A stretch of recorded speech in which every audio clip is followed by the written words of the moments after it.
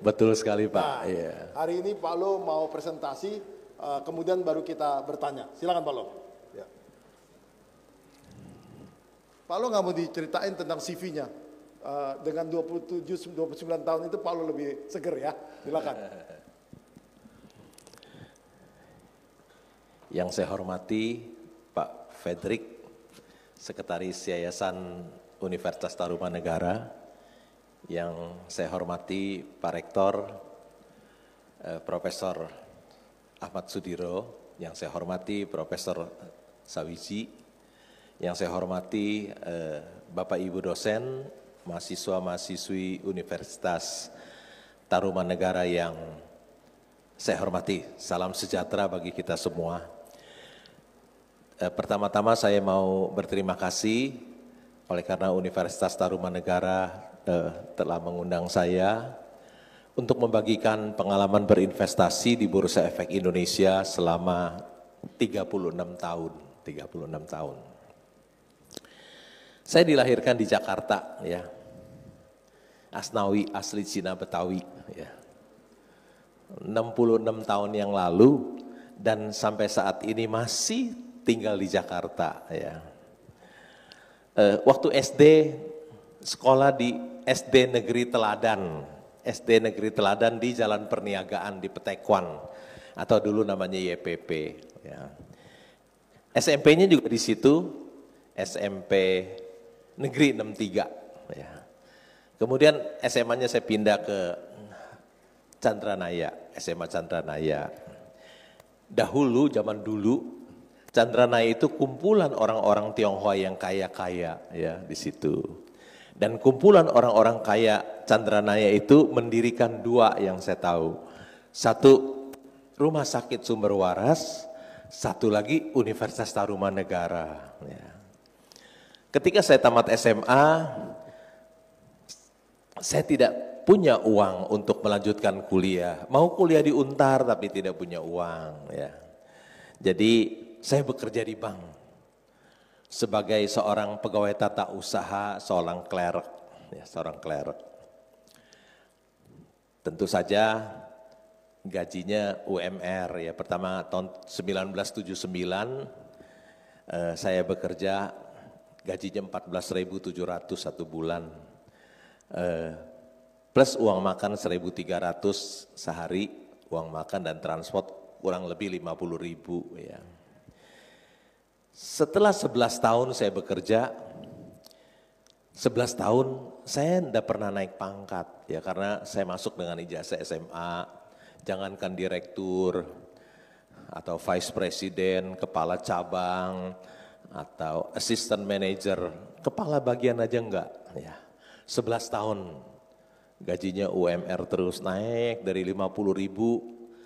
Tahun 79, tahun 90 gaji saya baru 350.000 sebulan, ya. Saya kuliah malam hari. Karena di Untar waktu itu tidak ada kuliah malam hari, ya.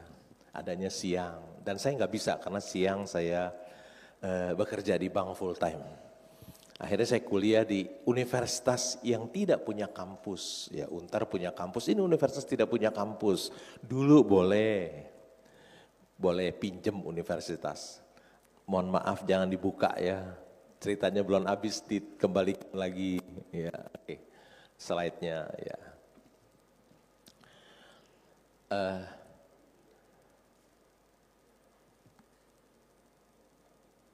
Saya kuliah di universitas yang tidak punya kampus, siangnya dipakai SMA, malamnya di kontrak universitas, jadi malam saya kuliah. Dan penerangannya pun tidak disiapkan baik-baik, jadi waktu kuliah remeng-remeng gitu, gelap, ya. Karena memang didesain untuk sekolah siang SMA.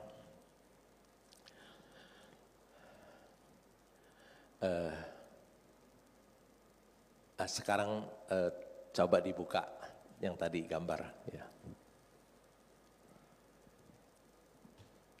Ya ini Universitas Harvard nih yang terkenal, ya, ya.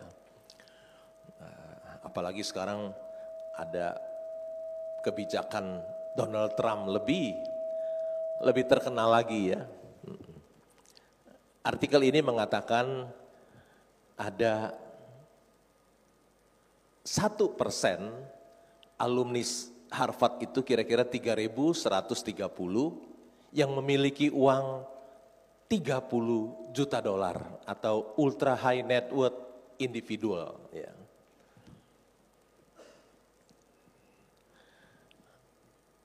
Ada 3.130 dan jumlah itu kira-kira 1% dari alumni dari Harvard. Ya. Punya uang 30 juta dolar. Kalau kali 16.300 ya hampir mendekati 500 miliar. Ya. Next. Slide-nya, next slide. Saya kuliah di Universitas Jakarta yang tidak punya kampus. Setiap malam saya kuliah di gedung SMA PSKD di seberang RSCM yang disewa oleh universitas. Tetapi sekarang saya lebih kaya dari 99% lulusan Universitas Harvard.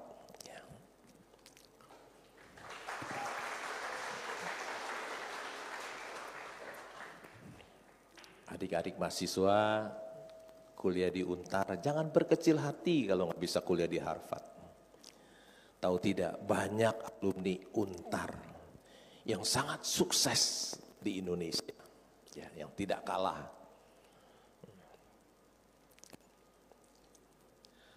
Next.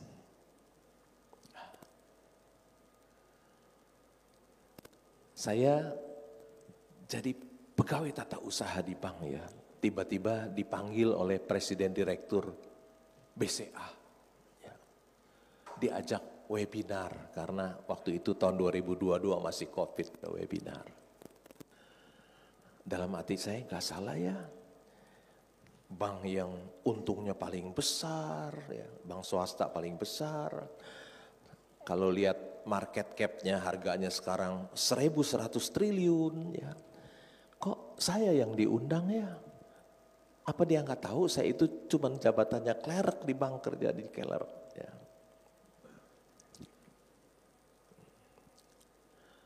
Tahun 2002 next.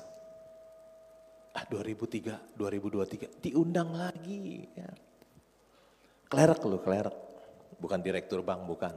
Ya. Kalau saya dulunya direktur bank diundang sih oke lah oleh bank yang terbaik di Indonesia. Ya. Dengan nilai pasar hari ini 1.100 triliun. Next. Diundang bicara. Ya, diundang bicara juga di BCA Wealth Summit.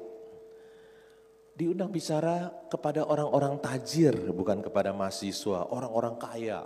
Ya, di nasabah-nasabah pilihan, nasabah prioritas, nasabah soliter, ya, di Kempinski. Ya. Next. Ini lagi yang ajaib ya. Ini ada Year End Senior Leaders Conference ya. CIMB ya.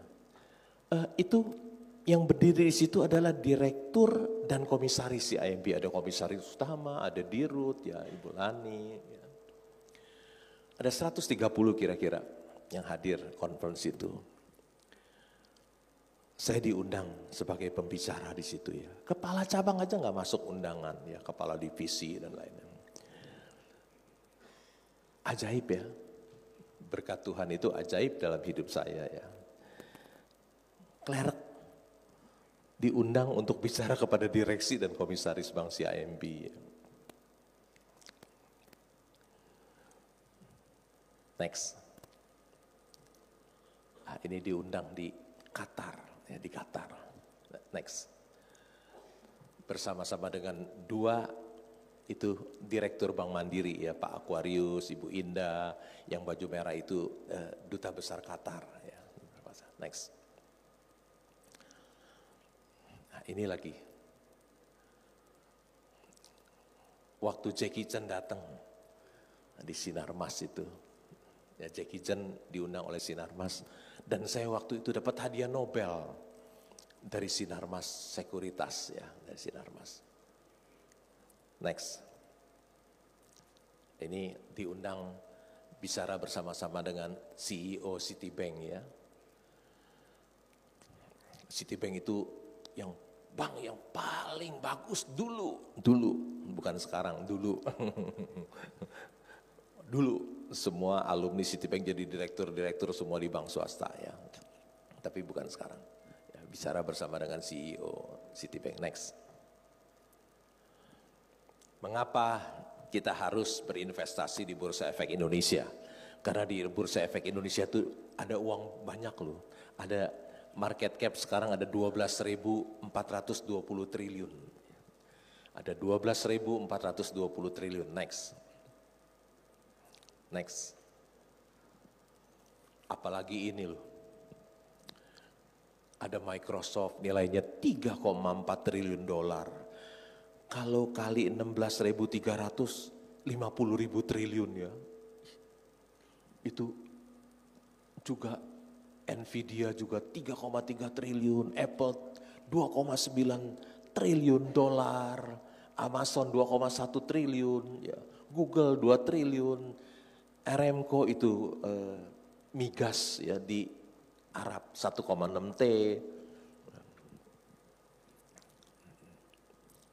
Ada uang yang banyak sekali loh di bursa. Ya. Kalau adik-adik mahasiswa tidak tahu tentang pasar modal, sangat disayangkan. Ya, sangat disayangkan. Di situ banyak uang. Satu perusahaan aja nilainya 50.000 triliun. Utang pemerintah Indonesia paling 8.000 triliun, yang kecil, jual saham sedikit aja lunas. Jadi kalau adik-adik mahasiswa ingin jadi orang yang kaya, pasar modallah tempatnya. Oleh karena itu kita harus belajar tentang pasar modal. Ya, next. Next. Harta karun kekayaan terbesar yang ada di dunia adanya di pasar modal, bukan di bawah laut.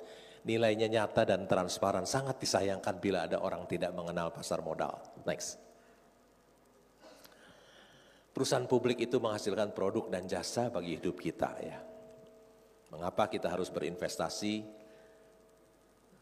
Pagi-pagi kita bangun, biasanya kita ke toilet, begitu kita lihat mereknya Toto, oh itu produk dari perusahaan publik ya.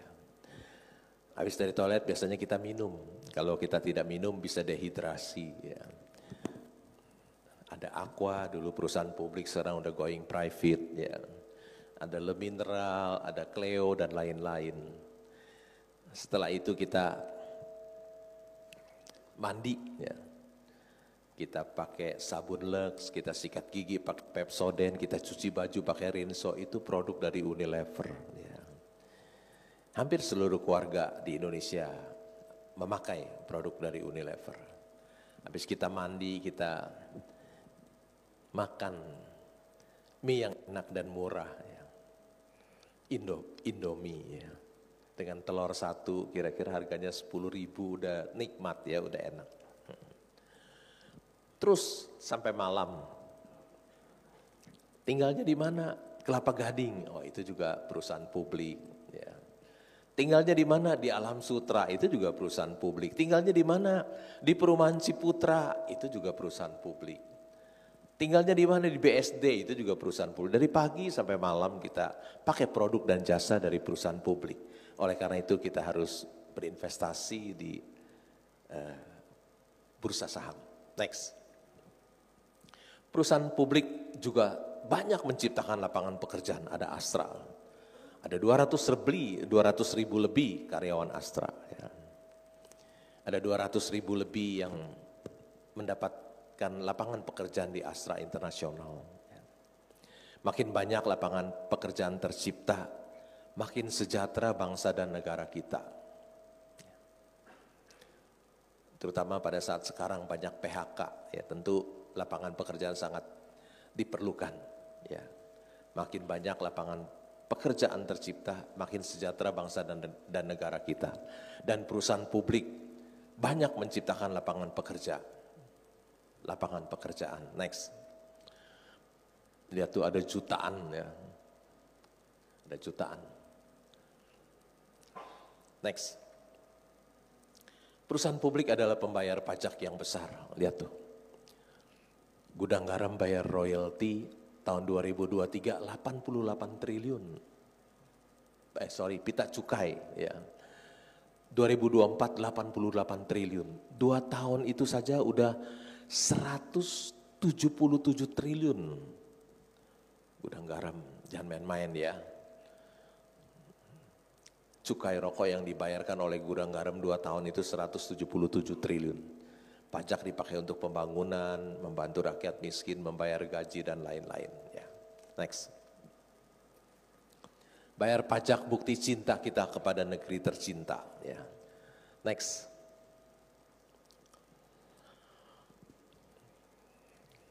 Kita mungkin berpendapat, banyak orang berpendapat bahwa seorang investor saham itu adalah penjudi. Ya. Tapi kita nggak pernah terpikir bahwa seorang investor saham itu juga adalah seorang pahlawan. Ya. Lihat, Warren Buffett mendapat penghargaan dari pemerintah Amerika. Next. Saham adalah pilihan investasi terbaik, tetapi 99% masyarakat kita belum mempercayainya. Masyarakat kita lebih suka menaruh uangnya di bank dan diinvestasikan di properti. Ya. Bagi saya saham is the best choice, tetapi 99% masyarakat kita belum percaya ya bahwa saham itu is the best choice. Next. Saham itu halal ya, boleh dibeli saham itu. Next. Tapi ketua MUI bilang Bitcoin itu haram untuk investasi ya. Next. Ya. Ini CEO JP Morgan. JP Morgan adalah bank yang terbesar di Amerika mengatakan Bitcoin adalah penipuan dan skema Ponzi. Ya. Bukan saya yang ngomong ya, nanti saya dimusuhin orang yang ini. Yang ngomong CEO JP Morgan. Ya, next. Ini 2 orang kaya nih, katanya nggak pakai jam tangan Rolex, nggak pakai berlian. The goal is to be rich, not to look rich. Ya. Karena tujuannya menjadi kaya bukan kelihatan kaya. Masyarakat lebih senang kelihatan kaya daripada menjadi kaya. Ya. Menjadi kaya itu penting, kelihatan kaya tidak penting. Bahkan untuk kelihatan kaya menghabiskan uang banyak, sehingga seseorang tambah susah menjadi kaya. Ya. Next. Orang yang tidak dapat menggandakan uang mencari pengikut sebanyak-banyaknya untuk dimanfaatkan. Agar ia menjadi kaya, bukan pengikutnya yang kaya, tetapi orang yang dapat menggandakan uang tidak mau pengikut seorang pun. Saya tidak mempunyai pengikut seorang pun. Ya. Ayo bikin Instagram followernya sampai berjuta-juta. Ya. Tetapi orang yang bisa menggandakan uang, dia tidak mau seorang pun follower. Ya. Saya tidak punya seorang follower pun. Next. Ketika kita membeli saham kita harus teliti, ya teliti. Kalau tidak teliti kita beli kucing dalam karung, wah menyeramkan. Ya. Next. Ini ada di tembok kafe saham di Bendungan Hilir. Tuhan Maha Pengampun, tetapi bursa saham tidak kenal belas kasihan. Ya. Bursa tidak pernah memberi ampun kepada orang yang tidak memahami saham apa yang dibelinya. Ya. Ya, Tuhan itu Maha Pengampun, tapi bursa saham tidak kenal belas kasihan. Ya. Next.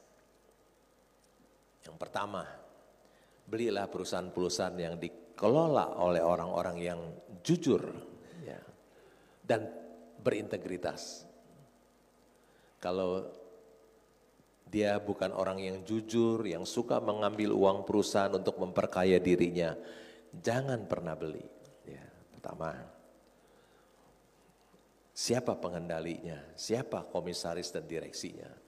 Kalau mereka bukan orang baik dan orang jujur, jangan pernah beli, jangan pernah sentuh. Ya, jangan pernah beli. Yang kedua, next. Belilah perusahaan-perusahaan yang bidang usahanya bagus, yang cuannya besar. Ya, contohnya ini. Tahun 2020 waktu COVID labanya 27 triliun, naik 31 triliun, naik 40 triliun, naik 48 triliun, naik lagi 54 triliun. Tahun ini kira-kira bisa naik ke 60 triliun. Ya. Untungnya besar dan tiap tahun tambah besar. Ya. Cari perusahaan yang cuannya besar dan bertumbuh. Ya. Next. Memiliki perusahaan yang untung besar seperti memiliki mesin pencetak uang. Ya. Kalau kita bikin cetak uang, ditangkap masuk penjara. Tapi sebetulnya kalau kita memiliki perusahaan yang untung besar, sama saja seperti kita memiliki mesin pencetak uang, ya, nikmat. Ya. Next. Ini contoh, bukan rekomendasi membeli atau menjual, ya. Contoh kasus saja. BCA itu IPO di 1400 tahun 2000.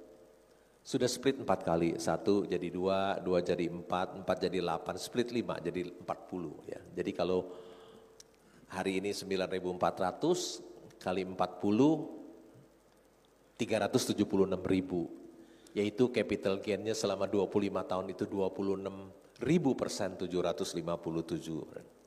26.000%, 26.757%. Ya.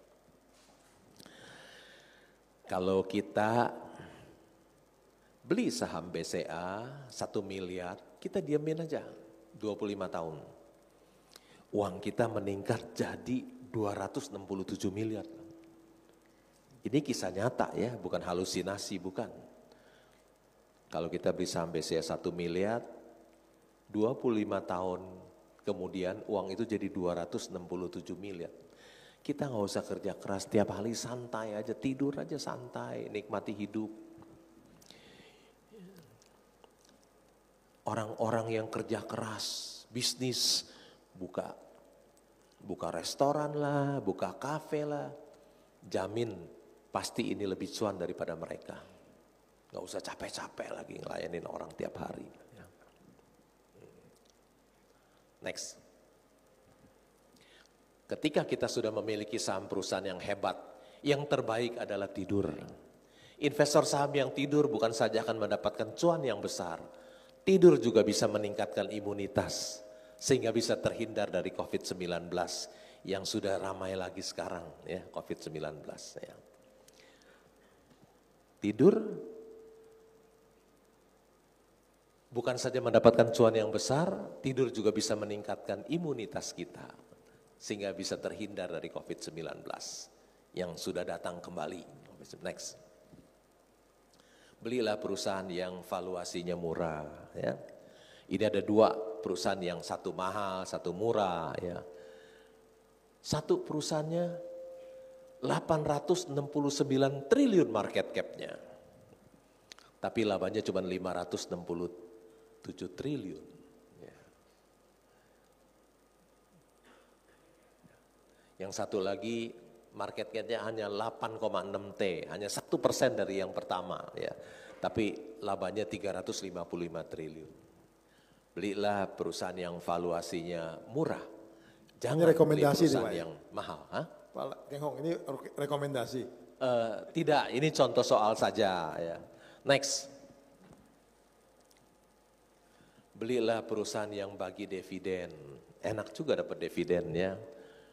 Itu tanggal 30, 2 hari yang lalu ada wartawan dari Aida Exchange menulis Lok Keng Hong panen dividen dari perusahaan gas negara raup 48,6 miliar. Wih, nggak usah kerja, santai-santai, dapat dividen, ya, dapat gajian, ya, dapat uang tugu. Juga beli perusahaan yang kasih dividen lumayan, dividennya 10% loh dividen yield-nya. Satu saham dapat 181, kalau harga sahamnya 1.800 kan 10%, ya. Lebih tinggi dari bunga deposito. Ya. Pajaknya kalau kita investasikan lagi, pajaknya 0 lagi. Ya. Next. Invest in bad time and sell in good time and you will get rich. Ya. Selalu invest di situasi yang buruk, bad time. Kalau bad time itu semuanya murah, ya, semuanya murah. Nanti kita beli simpan, tungguin sampai good time, mahal kita jual, kaya kita. Ini kata-kata sederhana. Tapi belum tentu kita bisa jalankan. Kenapa? Waktu semua orang takut, kita ikut takut. Semuanya ikut takut. Waktu kemarin asing keluar, saham turun, ya Big Bang turun 40%, semua takut. Saya keluarin kata-kata saya, wisdom. Di koran-koran saya bilang, hari ini sedang turun hujan emas di Bursa Efek Indonesia. Siapkanlah ember yang besar. Kemudian saham-saham pada naik ya. Harus begitu. Begitu turun, semua orang takut, kita masuk. Itu yang bisa bikin kita kaya. Jangan orang-orang takut, kita ikut takut. Wah, waktu saya tinggal 4 menit, next. Betapa mudahnya mendapatkan uang di sini, ya, gampang. Ya. Next. Oh, saya pernah diundang ke Freeport, ini masuk ke di bawah tanah, ya. Ini salah satu investasi yang terbaik, ya, yaitu beli dan tidur. Next. Ada saatnya ketika kita tidak mengerjakan apapun merupakan satu bentuk kecerdasan investasi. Investor yang bijak dapat menghasilkan uang ketika dia tidur. Tidur adalah jalan untuk meraih kekayaan. Tidak bertindak adalah suatu tindakan yang bagus jika kita sudah memiliki saham perusahaan yang hebat. Next. Ini Warren Buffett dan partnernya yang sudah almarhum. Dia melakukan do nothing investing. Ya, next. Our portfolio show little change. We continue to make more money when snoring than when active, kata Warren Buffett. Ya. Dia bilang portofolio kita itu berubahnya sedikit sekali. Kami mendapatkan lebih banyak uang ketika ngorok daripada aktif. Ya. Gak pernah dengar kan ajaran ini kan? Gak pernah dengar. Ada orang ngorok lebih kaya daripada dia aktif bekerja. Kenapa? Karena dia sudah memiliki saham wonderful company. Ya. Dia tidur, tapi perusahaannya sedang bekerja buat dia menghasilkan uang yang banyak. Ya. Tapi kalau kita adik-adik belum punya saham wonderful company, nggak boleh ngorok. Ya, harus kerja keras dan kerja keras. Ya. Kalau nggak punya saham wonderful company, ngorok tambah miskin, ya, tambah miskin. Kecuali kita sudah memiliki saham wonderful company, kita ngorok tambah kaya. Ya. Next. Nah, ini 7 tahun masa kelimpahan dan 7 tahun masa kekeringan. Ya. Warren Buffett seperti Yusuf ya. Dia pegang uang cash 5.500 triliun. Ketika saham-saham naik terus dia jual. Ya. Dia pegang uang cash 5.500 triliun. Tinggal 2 menit. Ya. The big money is not in buying and selling the stock, but in waiting, dari menunggu. Next. Warren, your investing strategy is so simple. Why doesn't everyone just copy you? Because nobody wants to get rich slow. Ya. Strategi Warren Buffett itu sederhana sekali loh, so simple. Simple itu sederhana dan mudah. Kalau di depannya ada so, begitu sederhana dan begitu murah artinya, begitu mudah. Next. Terus deh, habisin. Nah, terus. Wah, ini lagi, Lokeng dapat apresiasi lagi. Ya, dapat apresiasi ya. Next. Ini biasa saya tiap hari di rumah reading and thinking, ya, reading and thinking. Next. Sebuah patung inspiratif dari Jepang menunjukkan bahwa bobotmu tidak ditentukan oleh ukuran tubuh. Ya. Saya setiap hari membaca dan berpikir. Ya. Dari jam 6 sampai jam 9 saya reading and thinking. Perusahaan publik, laporan keuangan saya baca. Jam 9 sampai jam 4.15 saya investing. Saya membeli saham-saham perusahaan bagus yang harganya murah, saya membeli. Jam 4.15 biasanya saya tidur. 1-2 jam, bangun lagi otak saya fresh. Saya mandi, makan, saya reading and thinking lagi 3 jam. Sehari saya 6 jam membaca. Permisi tanya, adik-adik mahasiswa Untar, sehari Anda belajar berapa jam? Permisi tanya, adik-adik mahasiswa, sehari Anda belajar berapa jam? Saya usia 66 tahun, masih 1 hari 6 jam saya membaca dan berpikir tentang perusahaan publik. Itulah bagi saya kunci keberhasilan menjadi seorang investor saham. Membaca dan berpikir tentang perusahaan publik. Next. Next, terus. Udah waktunya habis, terus. Waktunya habis, terus. Nah, ini di rumahnya Warren Buffett ya, next.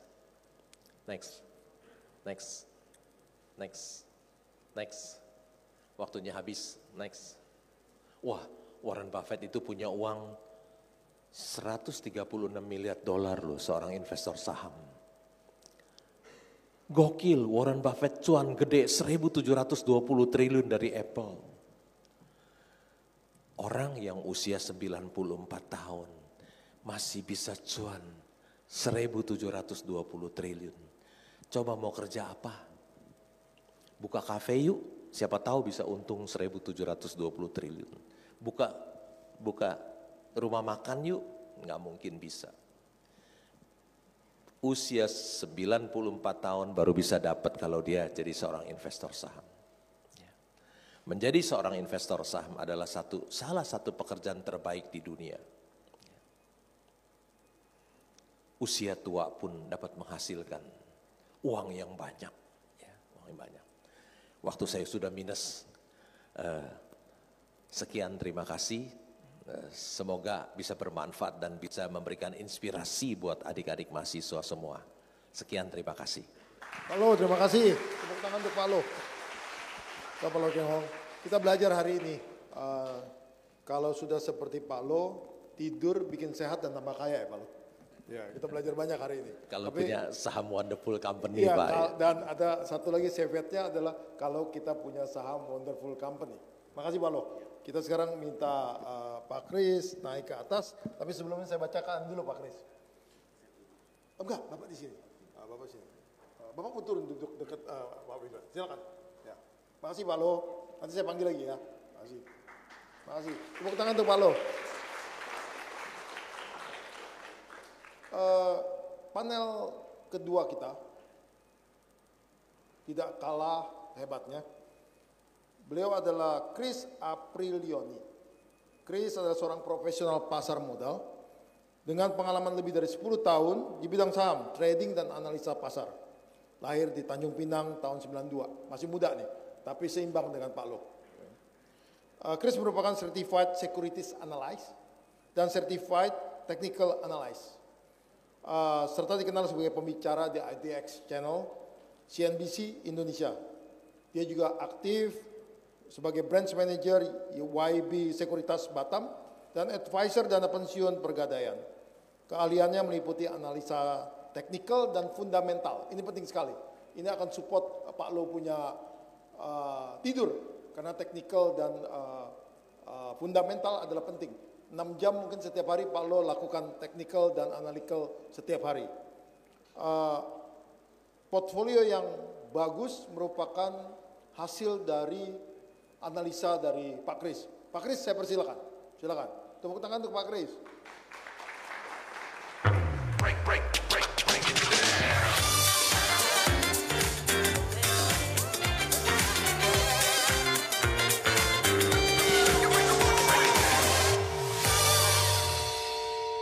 Pak Kris, saya persilakan presentasi Anda. Format kita adalah Pak Kris presentasi. Nanti kemudian Pak Lo naik, kita tanya jawab. Silakan Pak Kris. Baik, terima kasih. Saya berdiri. Oke, terima kasih pertama-tama saya ucapkan kepada pihak Untar atas undangannya sebagai pembicara hari ini ya. Karena saya juga bingung tadi ya, buat teman-teman mahasiswa ini judul apa yang cocok gitu.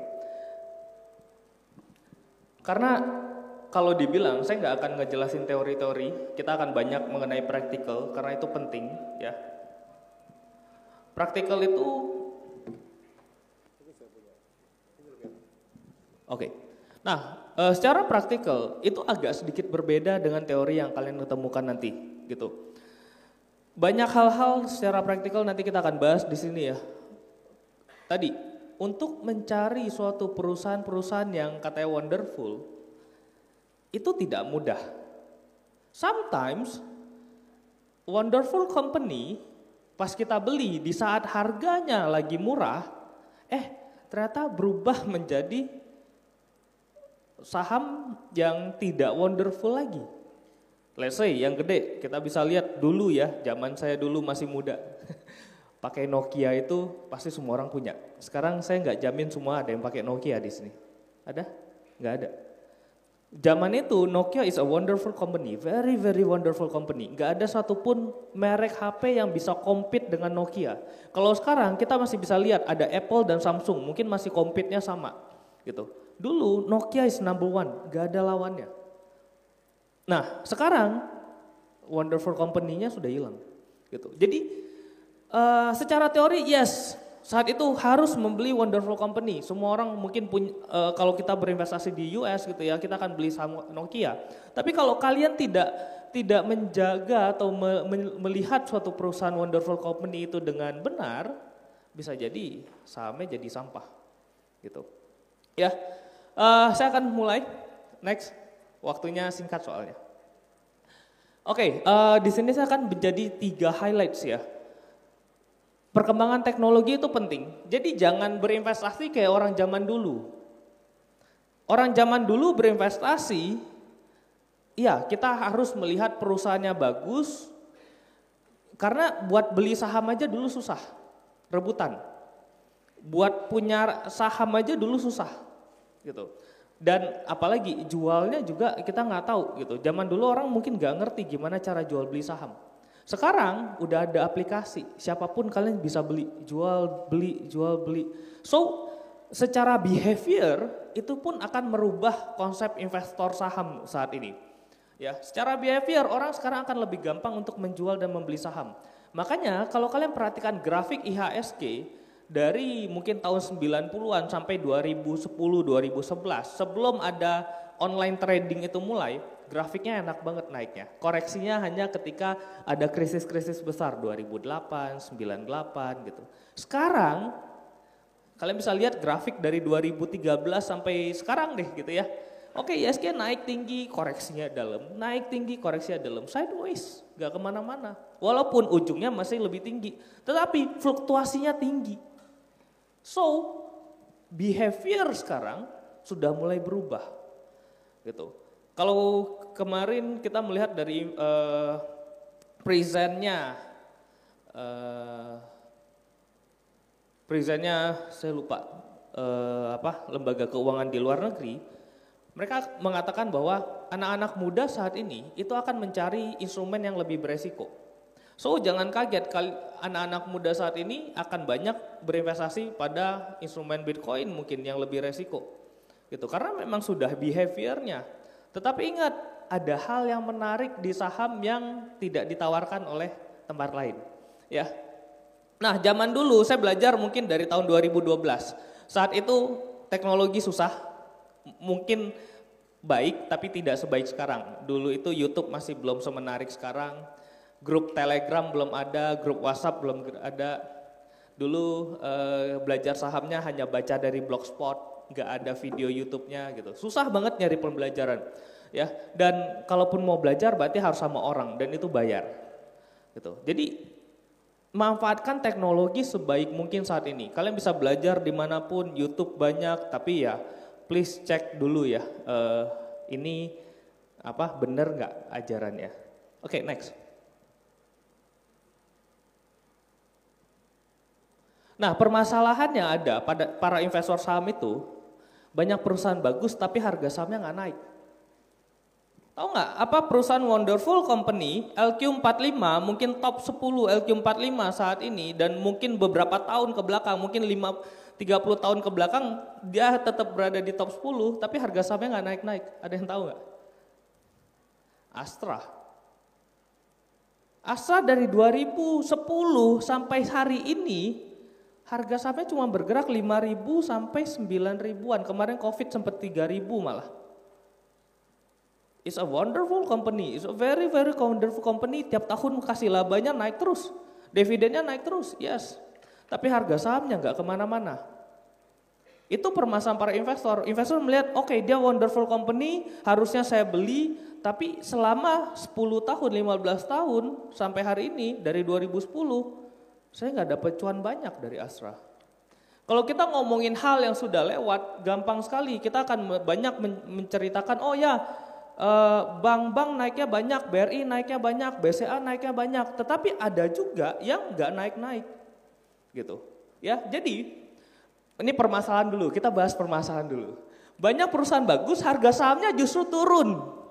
Ada nggak? Ada. Kalau tadi Astra itu nggak gerak di situ-situ doang, ada yang turun terus loh. Apa? Tadi Gudang Garam, Sampurna, peaknya 2015. HMSP itu setelah stock split ya 5.000. Hari ini kok nggak salah 600-an. Berarti portofolio kalian sisa belasan persen tok. Kalau kita ngomongin, oke, Sampurna, siapa yang nggak ngerokok di Indonesia kayak banyak banget orang-orang ngerokok gitu loh. Tapi harga sahamnya kenapa turun terus?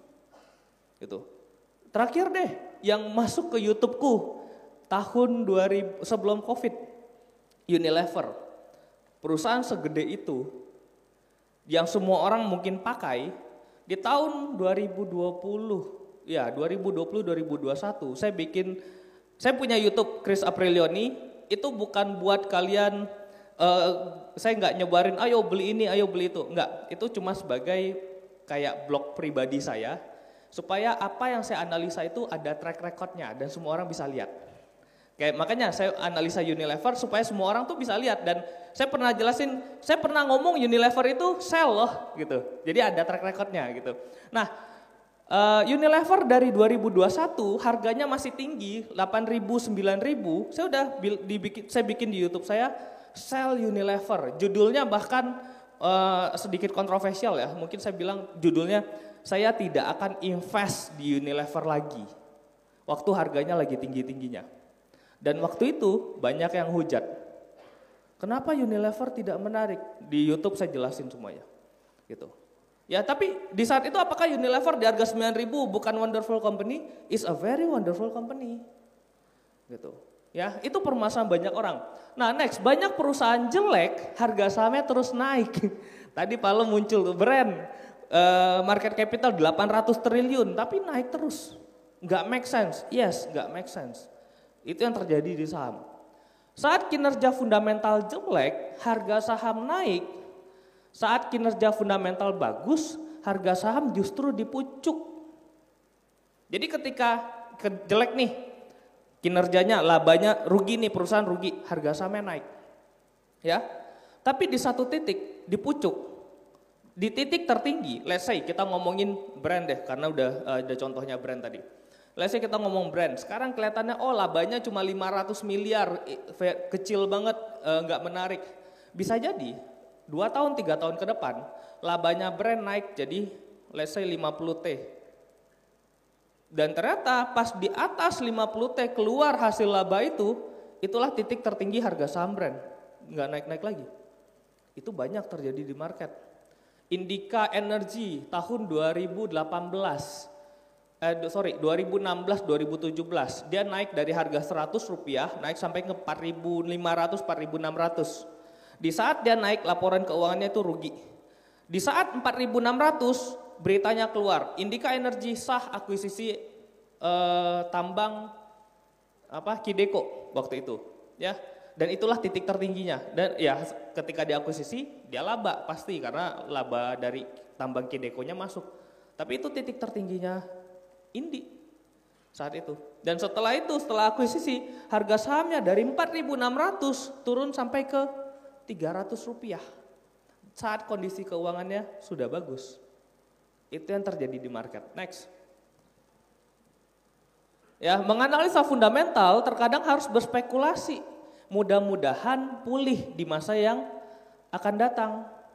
Jadi kita ngomongin, oke, Sampurna harga saham sekarang 600 turun dari 5.000, saya beli nih. Kenapa? Wonderful company. Tapi dasarnya apa? Dasarnya apa? Kita membeli saham-saham di harga murah di saat kinerja lagi jelek. Tadi Indika labanya lagi rugi gitu ya. Perusahaannya lagi rugi, ini nggak ada labanya, nggak ada bagi dividen. Apa dasarnya saya berani beli itu? Gitu. Kan katanya perusahaannya jelek, nggak untung. Ya. Nah, saat fundamental bagus, harga saham justru sudah nggak murah. Kalau dia udah untung, laporan keuangannya sudah profit, biasanya harganya juga udah naik duluan. Ya, ini permasalahan-permasalahan. Fundamental hanya mengukur nilai wajar. Ingat, acuan jual kalau hanya menggunakan fundamental jadi terlalu cepat. Saat Indika harga 100, kita ngomongin mungkin harga wajarnya 1.800, itu udah kayak orang gila ngomongnya. Masa iya harga 100 bisa naik sampai 18 kali lipat? Enggak ada. Fundamental pasti akan pasang research buy 100, mungkin target price cuma 180 atau 200, itu udah hebat banget analisnya. Enggak mungkin tiba-tiba analis langsung bikin harga target buy 100, target price-nya 1.800, enggak mungkin. Gitu. Artinya apa? Fundamental itu akan ada adjustment. Harga sahamnya naik, udah kena 200, fundamentalnya apa? Upgrade, target price upgrade. Harga sahamnya naik sampai satu titik, ternyata habis itu mulai turun, nggak naik lagi. Apa yang dilakukan fundamental? Downgrade, target price turun, itu terus. Kenapa? Karena nggak ada acuannya, nggak ada orang tahu, nggak ada satu orang pun yang tahu harga saham itu bisa naik setinggi apa. Ya, next. Nah, ini yang tadi saya bilang, Unilever. Ya, kalian bisa lihat di bawah itu 4 years ago.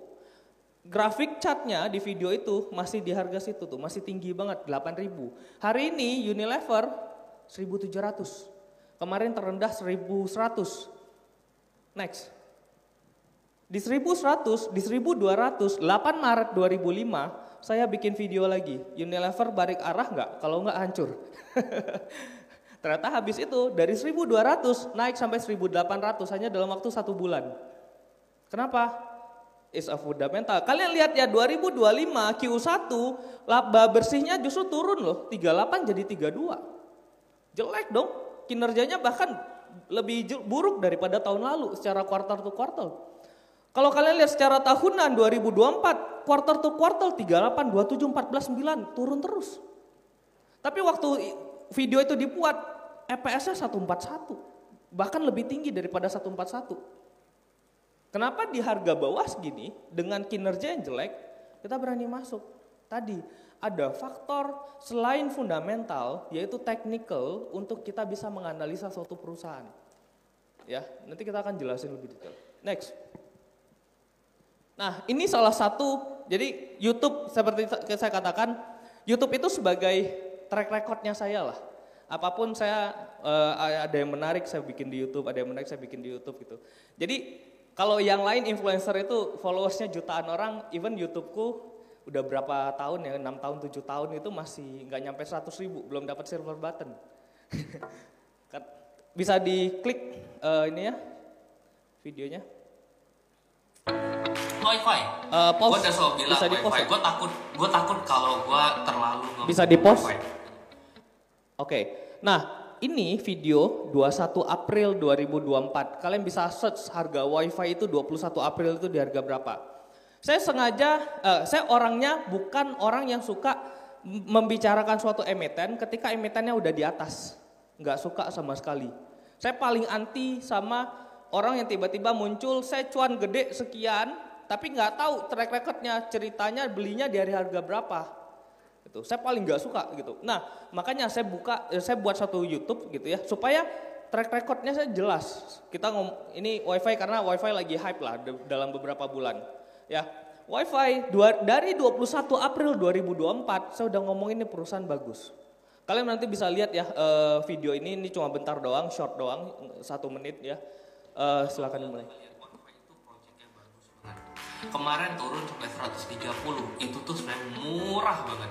130 murah. Wifi terakhir kita live itu mungkin harganya masih 150, 150. Itu aja gue udah bilang itu enak, bagus, menarik. Bagus, menarik, murah, enak, beli. Ini cukup menarik. Ini Juni 2024, saya masih bahas wifi. Masih cukup menarik. Mulai naik dia. Wifi hari ini Juli bagus, masih menarik. ngomongin wifi, ini harga mungkin udah 200-an. Ya satu-satunya perusahaan teknologi yang punya kinerja yang bagus ya wifi. Satu-satunya perusahaan teknologi yang kinerja Gimana bagus. ya, view-nya masih Agustus sama, 2024 masih bagus, wifi. Kinerjanya masih oke, masih ada dapat project lah dari pemerintah. Apalagi itu wifi itu internet murah, kalian baca kan dia kerja sama Pegas. Wifi untungnya gede, labanya Wifi besar, untungnya profitnya gede, tinggi. makin tinggi. Perusahaannya semua orang juga pakai gitu ya, harusnya gitu bisa masuk ke semua orang. Internet murah, cuma dihargai cuma 500 miliar ya. Coba Cuma dipikirin dihargai aja. 500 miliar Wah, perusahaannya, kalau market pegang capital. masih Wifi ini screenshot Januari kemarin dia udah di 700-800 rupiah. Ya ini ya kebetulan saya manage komunitas Best Topic, anak-anaknya juga pada beli dan ya karena saya selalu yakin dengan emiten saya ya pada nahan juga. Tidak semua orang punya Dengar terakhir. waktu yang sama, tidak semua orang punya daya tahan untuk hold saham yang sama. Ada waktu, ada harus nunggu gitu, ada step perjalanan sebagai investor yang kalian harus lewati ketika kalian hold gitu. Ya, jadi ada perjalanan, ada proses yang kalian harus lewatin, ada waktu yang kalian harus tunggu untuk bisa cuan gede. Benar kata Pak Lo. Kalian nggak kalau cuma trade ya, oke hari ini saya beli pagi jual sore, itu nggak bakal dapat apa-apa. Semakin panjang kalian hold, tadi wifi, kalau saya rasa saya liatin terus ya dari harga 130 naik, itu kan nggak satu garis lurus. Dia sempat lama di 300-an itu lama, terus mungkin hampir 2 bulan, habis itu naik lagi. Itu kalau nggak kuat, liatin terus, pasti udah dijual. Lumayan lah dari 130 udah naik ke 400, sell dulu lumayan naik 3 kali. Gitu. Justru masih berani nunggu dan harga sahamnya masih naik. Sekarang 2000, 1 tahun. Ya, dari 100 ke 2000. Gitu. Dan ya kalau cerita yang dulu-dulu banyak lah yang begituan. Nah ini yang jelas gitu loh, yang terakhir kita dapat. Next. Nah ini nih dari harga 100 ya, nih monthly chart. Kalian bisa lihat secara tiap bulan naik terus sampai terakhir itu kemarin tertinggi 2700. Hari ini mungkin 2070 hari ini, saat ini. Ya, next. Nah jadi kenapa bisa seperti itu? Karena ya ada bantuan analisa teknikal. Kenapa bisa kita prediksi, kelihatannya Unilever itu mulai jelek nih. Karena saya yakin gini, kalau perusahaan bagus, fundamental bagus, harusnya harga sahamnya naik dong. Kalau perusahaannya turun harga sahamnya, berarti ada sesuatu. Kalau fundamentalnya tetap bagus, berarti itu saatnya gue beli. Tapi belinya harus benar.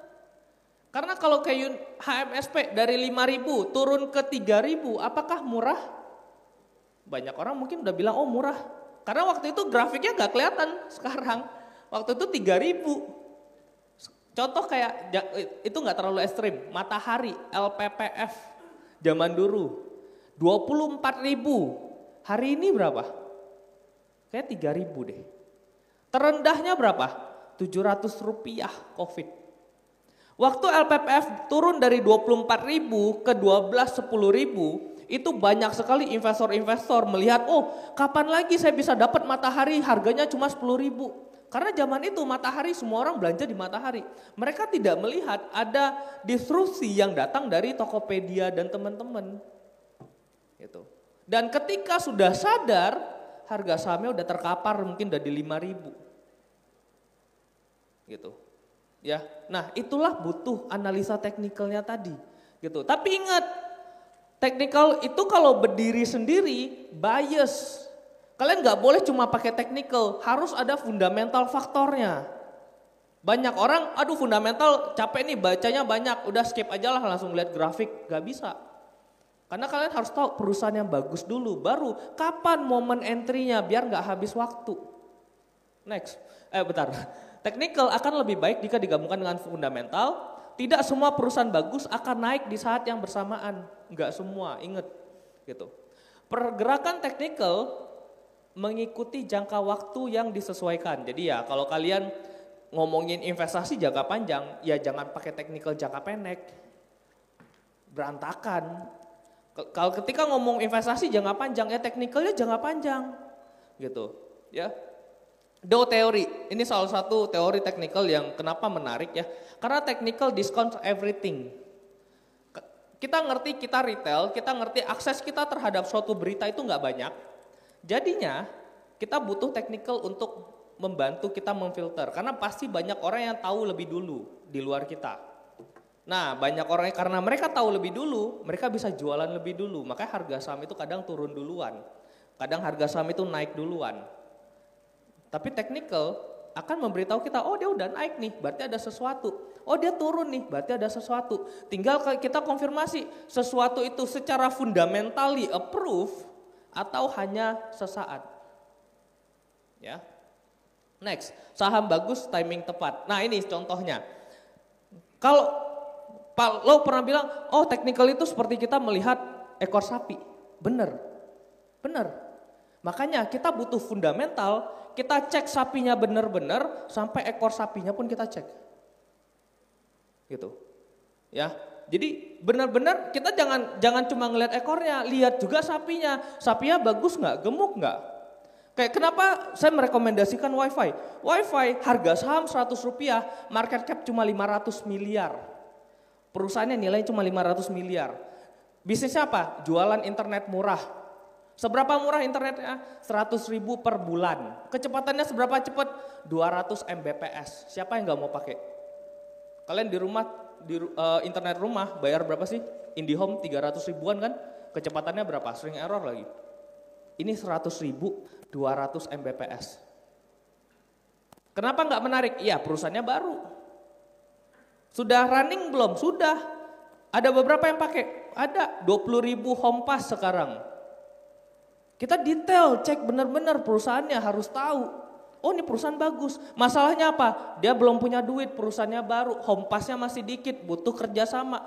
Nah kalian search di berita, oh WiFi kerjasama dengan PGN. Jadi PGN masukin kabel gas ke rumah, ada sambungan kabel WiFi-nya gitu. Fiber optik WiFi-nya. Jadi rumah itu dia langganan gas 200.000 per bulan, udah dapat gas unlimited, WiFi unlimited. Gitu. Next apa? Dia kerjasama sama PLN, Icon Plus. Semua tiang listrik yang ada di Indonesia bisa dikasih kabelnya WiFi.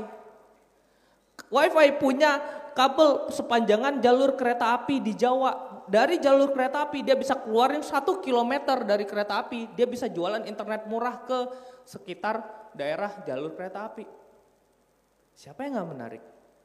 Kalian kalau ditawarin masuk nih WiFi, ada internet nih 100.000 per bulan, jarang gangguan, kecepatan 200 Mbps, ganti nggak? Ganti.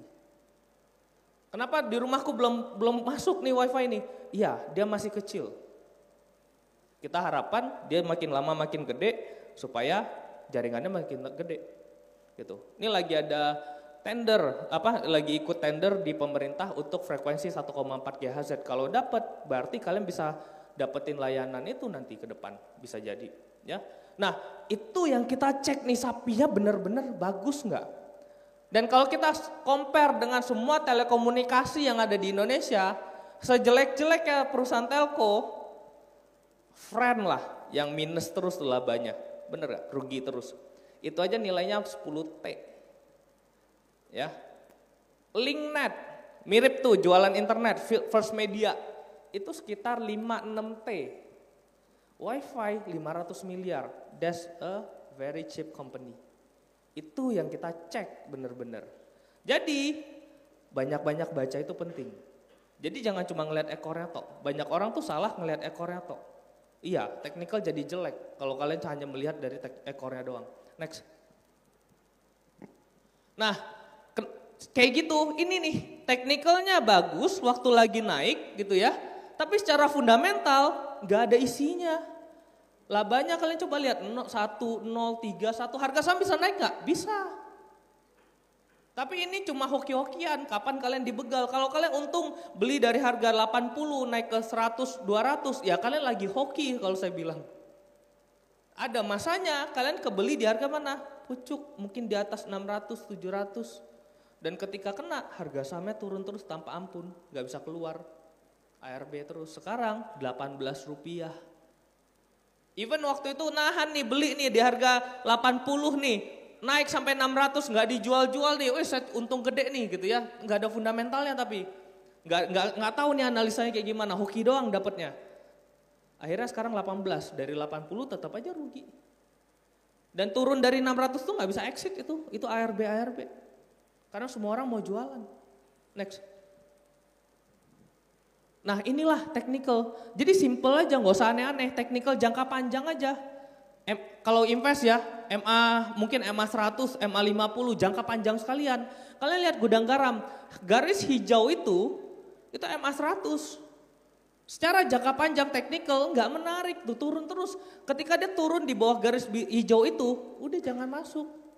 Secara teknikal jangka panjang nggak menarik. Kalau kalian ngikutin ini, kalian save dari harga 29.000, sekarang 10.000. Simple aja technical tuh cuma alat bantu, jangan terlalu dibesar-besarkan. Tapi iya kita bisa pakai. Kenapa? Sekarang teknologi udah maju, udah nggak kayak zaman dulu kita technical tuh garis sendiri. Next. Nih WiFi, kenapa menarik? Karena dari harga 150, harga sahamnya sudah berada di atas garis hijau. So hold. Nah baru tidurlah yang nyenyak. Ada stepnya. Nah sekarang apakah WiFi layak saya jual? Saya belum jual, kenapa? Harga saham masih bagus, kinerja masih bagus. Tapi tetap nomor satunya adalah fundamental. So kalau nanti WiFi harga sahamnya turun di bawah garis hijau seperti apa? Gue akan mikir keras pasti. Kenapa? Fundamental gue yakin pasti masih bagus di atas sana. Ya. Apa yang akan gue lakukan? Ya mungkin saya udah untung dari 150 sekarang 2000, breaknya 1500, udah naik 10 kali lipat, ya mungkin saya take profit 50% juga udah cukup. Ya kan? Cari lagi, mana yang murah saya bisa invest lagi. Lakuin itu terus. Gitu. Tapi dengan catatan fundamentalnya masih bagus, tapi kalau fundamentalnya jelek, oh ternyata targetnya 5 juta home pass dalam waktu 5 tahun gak kejadian, udah exit. Gitu. Fundamental itu yang paling utama. Next. Nah ini Antam, kalian bisa lihat once harga sahamnya naik di atas garis hijau, naik.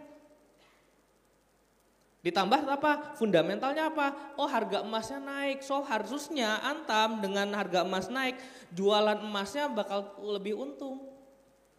Teknikal gimana? Buat ngebantu. Kapan waktu saya jual Antam? Ya tungguin aja sampai garis hijaunya kalau mau long term.